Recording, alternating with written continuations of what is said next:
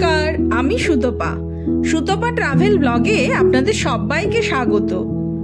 আজকের ব্লগটা শুরু করলাম নিউ দীঘার রাস্তাতে একটা মিষ্টি সকাল দিয়ে। ঘড়িতে এখন 6টা মতো বাজে। এই মুহূর্তে দুজনে মিলে চলেছি দীঘার ভোরবেলার আকর্ষণ দীঘা মোহনাতে। পুরনো অভ্যাস মতো মেন রাস্তা হয়ে আসার পর বুঝতে পারলাম আমাদের মতো টুরিস্টরা সকলেই ওল্ড দীঘা থেকে মোহনা পর্যন্ত নতুন মেরিন ড্রাইভ রোড হয়েই আসে, তাই গাড়ি পার্কিং এর জায়গা আরো এগিয়ে গিয়েই। তবু এখান থেকে পার্কিং চার্জ সমেত গাড়ি রাখতে বলা হলো মাছের গাড়ির পার্কিং এরিয়াতেই। ভোরবেলাতেই সমুদ্র থেকে মাছের ট্রলার সব চলে এসেছে। এখন বড় বড় ট্রাকে করে বিভিন্ন মাছ চলে যাচ্ছে দেশের বিভিন্ন প্রান্তের মাছের আড়তে। দীঘা মোহনাতে মাছের এই পাইকারি বাজার কিন্তু বেশ বড়সড় আকারের। সকালবেলা আর বিকেলবেলা আসলে এখানে দেখা মেলে সমুদ্র থেকে ধরে আনা কিলো কিলো নয়, টন টন মাছেদের। ট্রলার বোঝাই করে সমুদ্র থেকে মাছ নিয়ে ফিরে আসে এখানে। তারপর চলে অকশানে মাছেদের দর কষাকষি। দাম ঠিকঠাক হয়ে গেলে তা ছোট বড় ভালো খারাপ হিসাবে বাছাবাছি হয়ে যায়। তারপর ক্যারেট ভর্তি করে চলে যায় এখান থেকে মাছের আড়তে। আবার সেখান থেকে বিক্রির জন্য চলে যায় লোকাল সব মার্কেটে। এই মাছ বাজার দেখার জন্য ট্যুরিস্টদের আগ্রহ কিন্তু কম নয়। আর হবে নাই বা কেন, আমরা যে মাছে ভাতে বাঙালি।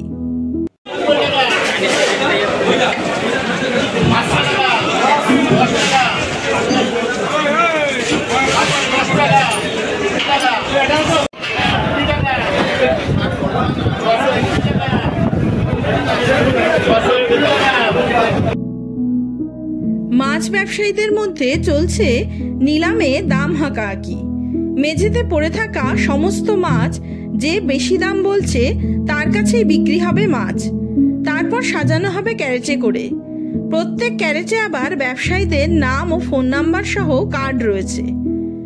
তবে শুধু বড় ব্যবসায়ীদের জন্যই নয়, আমাদের মতো ট্যুরিস্ট যারা অল্প কিনতে ইচ্ছুক তাদেরকেও এখানকার লোকজন আগ্রহ দেখাচ্ছেন। যদিও এখন খুচরা বিক্রির বাজার সমুদ্র পাড়েই বসে, তাই এই পাইকারি বাজারে ট্যুরিস্টদের ভিড় নেই বললেই চলে।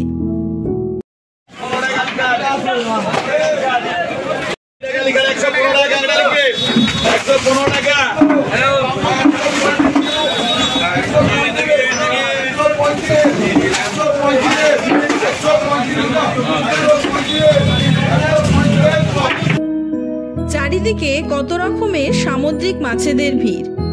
পাড়ার মাছের বাজার আর সমুদ্র থেকে সদ্য ধরে নিয়ে আসা দীঘা মোহনা পাড়ের পাইকারি মাছের বাজারের আকর্ষণ কিন্তু অন্যরকমই। কেনার চাইতেও এখানকার পরিবেশ দেখার আগ্রহ আমার একটু বেশি। যদিও আগে বেশ কয়েকবার থার্মোকলের বাক্সে বরফ চাপা দিয়ে মাছ নিয়ে গেছি বাসে বা ট্রেনে করে বাড়ির অন্যান্য সবার জন্য, তার অভিজ্ঞতাও কিন্তু বেশ ভালোই। সমস্ত বাজার ঘুরে আজ মনে হচ্ছে পমফ্রেট মাছই বেশি ধরা পড়েছে। নানা মাছের ভিড়ে আমাদের কিন্তু চোখ খুঁজছে ইলিশ মাছের জন্যই। তবে জানা গেল বর্ষা শুরু না হতে ইলিশ মাছের দেখা পাওয়া এখন একটু অসুবিধায়। সারা বাজারে এক জায়গায় আছে হ্যাঁ, এখন আসলে বর্ষার সময় দাম হিসাব করে। ও না, ফোন নাম্বারে ফোন করছে। বরফ উঠছে, ধরতে ধরতেই বরফ দেয় ওরা ওইখানে। সকালে কম লোক আসেনি, দেখেছ? টোটো অটো গাড়িও প্রচুর। মাছ বাজার তো ঘোরা হলো, এবার চলুন তাহলে যাওয়া যাক মোহনা পাড়ে।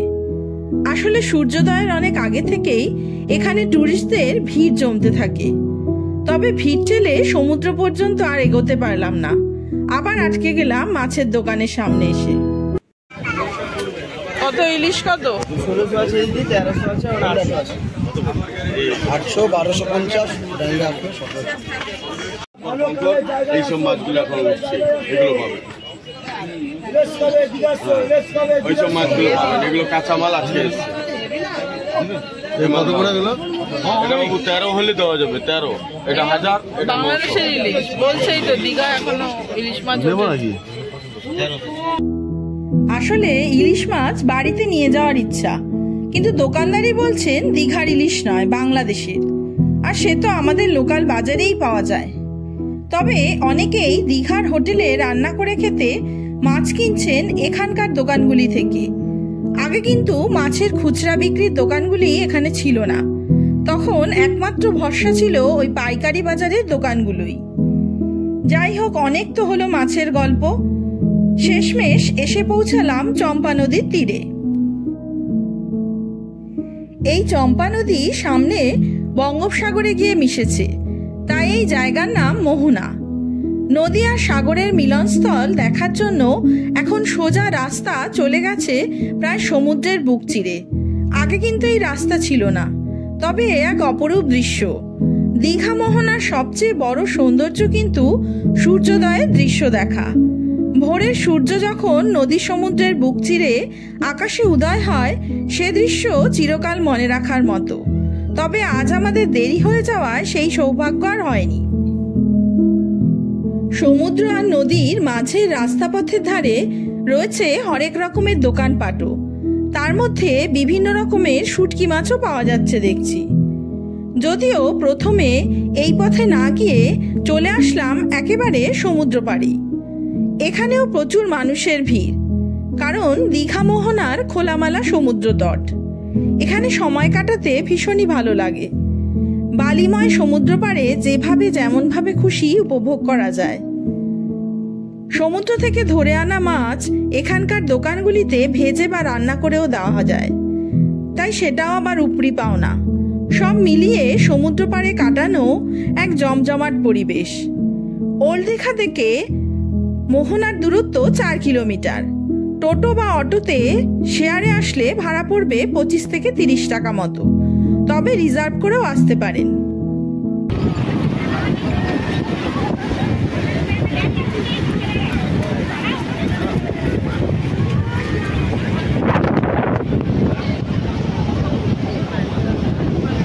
ওই রাস্তাটা সমুদ্রের মাঝখান থেকে গেছে, হেঁটে হেঁটে একদম সমুদ্রের কাছে যাওয়া যায়।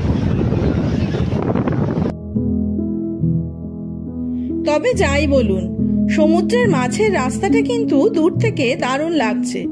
মনে হচ্ছে যেন সব মানুষজন সমুদ্র গর্ভেই হেঁটে চলেছে। চলুন তাহলে একবার সে পথেই যাওয়া যাক। এ রাস্তায় দাঁড়িয়ে থাকলে আর এক অন্যরকম ভালো লাগা। এই রাস্তা তৈরি হওয়ার পরে আমার এই প্রথমবার আসা। তার আগে মোহনায় এসেছি, কিন্তু এই রাস্তা পথ ছিল না। রাস্তার ঠিক বাঁ দিকে রয়েছে শান্ত চম্পা নদী, আর ডান দিকে উত্তাল সমুদ্র। মাঝে আপনি দাঁড়িয়ে তা বুঝতে পারবেন। তবে এই মুহূর্তে এত ভিড় যে এই ছোট রাস্তায় দাঁড়িয়ে থাকাও মুশকিল হয়ে যাচ্ছে। দীঘা মোহনাতেই দীঘার শেষ, এরপর শঙ্করপুর। ভ্রমণপ্রিয় প্রত্যেক বাঙালি দীঘা যে কতবার এসেছেন যে গুনতেই ভুলে গেছেন। ওল্ড দীঘা নিউ দীঘাতে তো সারা বছর সমুদ্র পাড়ে ভিড়। রাস্তার ধারের বোল্ডার পার করেই নেমে পড়েন সমুদ্রে সবাই। আর দীঘা মোহনাতে সমুদ্রকে ছুঁয়ে দেখা আরো সহজ, তাই উত্তাল ঢেউ আর উত্তাল হাওয়াকে উপেক্ষা করে দাঁড়িয়ে রয়েছে বহু মানুষ।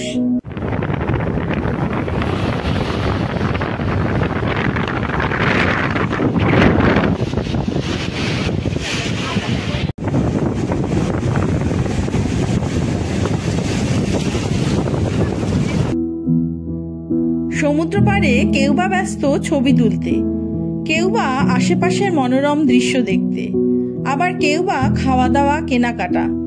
দীঘাতে পরিবার পরিজন নিয়ে ঘুরতে আসা সকলের এই আনন্দ উচ্ছ্বাস দেখতেও কিন্তু আমার ভারী ভালো লাগে। চলুন তাহলে আশেপাশের সবকিছু দেখতে দেখতেই এবারে ফেরা যাক হোটেলের দিকে। যেতে যেতে আরেকবার ইলিশ মাছের দাম দর করে নিলাম। মেয়েদের হয়তো এটাই স্বভাব। কত ইলিশ?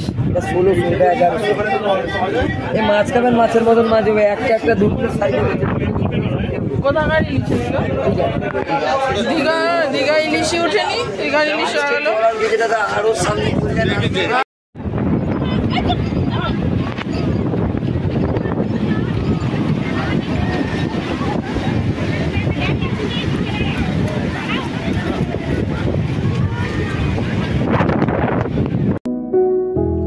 সময় মাছের পাইকারি বাজার পার করে এসেছি মোহনাতে, কিন্তু এখন ফেরার সময় ইচ্ছা আছে ওল্ড দীঘা টু মোহনা মেরিন ড্রাইভ রোড হয়েই ফিরবো। আবারও একবার কোন ক্যারেটে কি কি মাছ আছে উকি দিয়ে দেখতে দেখতে চলেছি। বাড়ির পাশের মাছ বাজারে গেলেও সমস্ত বাজারে কি কি মাছ আছে ঘুরে দেখিনি একবার আমি। আর এখানে তো এত বড় মার্কেট, তা কি আর সম্ভব হবে? তবুও যতটুকু হলো ততটুকুতেই মন ভরে গেছে। পার্কিং এরিয়ার ঠিক উল্টো দিকে রয়েছে দীঘা মোহনা ফিশারম্যান অ্যান্ড ফিশ ট্রেডার্স অ্যাসোসিয়েশনের অফিস।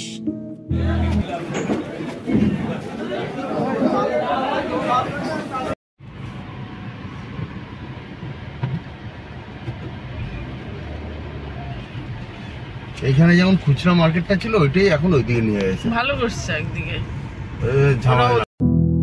মোহনা থেকে সমুদ্রের ধার ঘেঁষে সোজা রাস্তা চলে গেছে ওল্ড দীঘা, তবে এই রাস্তার শেষ কিন্তু মোহনাতে এসেই। তাই মোহনা হয়ে বাড়ি ফিরতে চাইলে সেক্ষেত্রে পাইকারি মাছ বাজারের ভিতরের রাস্তা হয়ে আবার মেন রাস্তাতে উঠতে হতো আমাদের। তবে সমুদ্রকে পাশে নিয়ে পথ চলতে কিন্তু ভালোই লাগে এই পথে। মোহনাতে এখনো পর্যন্ত ট্যুরিস্টদের থাকার কোনো বন্দোবস্ত নেই, বা হোটেল বা রিসর্ট কিছুই নেই। তাই দীঘা মোহনার সৌন্দর্য দেখতে চাইলে যে কোনো সময় দীঘা থেকে এসে ঘুরে যেতে হবে। আর খুব ভোরবেলা বা বিকেলবেলা আসলে সমুদ্র থেকে মাছ ধরে আনাও দেখা যায়। একদিকে সমুদ্র, অন্যদিকে ঝাউবন, মাঝে কালো মসৃণ রাস্তা মোহনায় ঘুরতে আসাকে যেন আর এক মর্যাদা দেয়।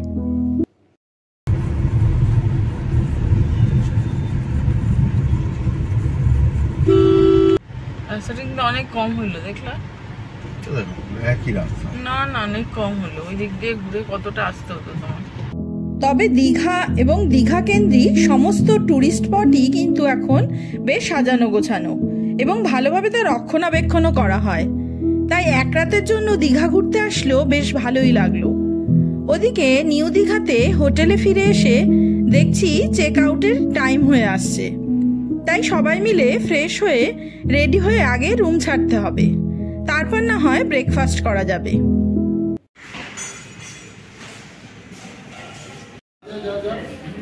চল একসাথে যাবো। নিউ দীঘার দ্য পিকুস হোটেলে রুম বুকিং এর সাথেই ব্রেকফাস্ট কমপ্লিমেন্টারি ছিল। রিসেপশন থেকে বলা হয়েছিল 10:30 পর্যন্ত ব্রেকফাস্টের টাইম, তাই রুম চেক আউট করে তারপরে আসলাম হোটেলেরই নিজস্ব রেস্টুরেন্টে, যা গ্রাউন্ড ফ্লোরে।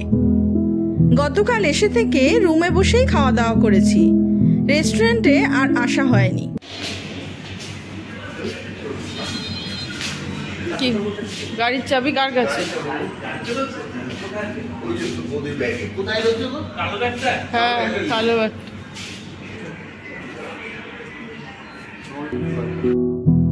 চলুন তাহলে পোহা, পুরি, সবজি, ডিম সমেত ভারী করেই ব্রেকফাস্টটা সেরে নিই, কারণ ইচ্ছা আছে কোনো প্ল্যান ছাড়াই সারাদিন ঘুরে ফিরে চারিদিকে তারপর রাতে বাড়ি ফিরবো।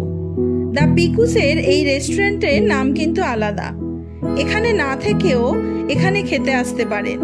বাইরে এদের একটা আউটলেটও রয়েছে।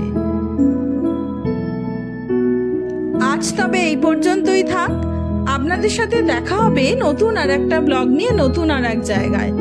ততদিন সবাই সুস্থ থাকবেন, ভালো থাকবেন। নমস্কার।